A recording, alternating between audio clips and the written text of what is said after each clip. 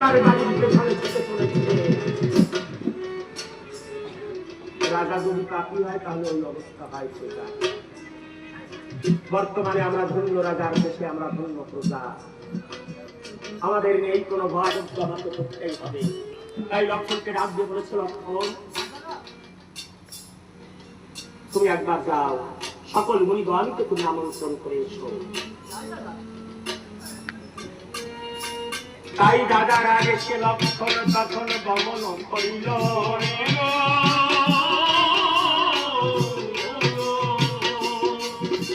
ওরে নর্মদারি কুলে গিয়ে দর্শন দিল।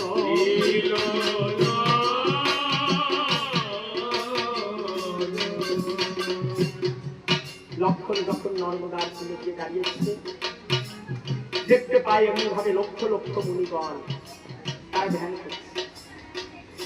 তাই লক্ষ লক্ষ মুনিগণকে লক্ষ্য করে লক্ষণ ডাক দিয়ে বলেছে, ওগো মুনিগণ, আগামীকাল অযোধ্যায় প্রভু শ্রী রামচন্দ্র করবেন অশ্বমেধ যজ্ঞ, আপনাদের সকলের নিমন্ত্রণ।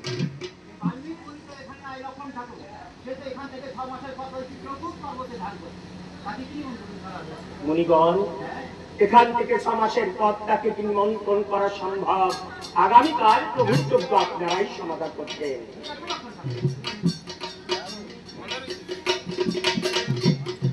করে তাই লক্ষণ সহ মুনিগণ করিল গমন।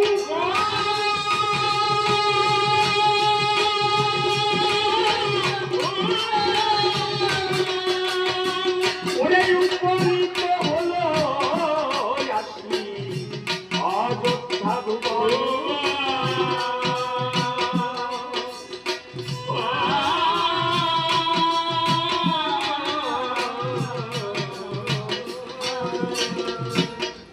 আজ লক্ষ লক্ষ মুনিগণ অযোধ্যা নগরে,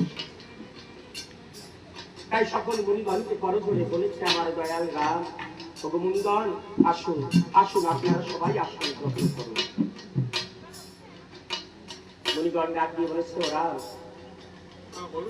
তুমি এই পাপ ক্ষয় যজ্ঞের করেছো আয়োজন, তবে একটা কথা বলো, সেই জনক নন্দিনী সীতাকোল তাকে তো আমি চিরদিনের মতো নির্বাসন দিয়েছি। নির্বাসনে দিয়েছো, রাম দিয়েছো, তুমি তাকে বনবাসে হবে না যজ্ঞ, আমরা ফিরে যাই। কেন প্রভু, এর কি কোনো বিধান নেই? কেন, যজ্ঞ কি তোমাকে একান্তই করতে হবে? মহাপাতক রাশি থেকে উদ্ধার আমাকে পেতেই হবে। তাহলে রাম, তুমি একটা কাজ করো,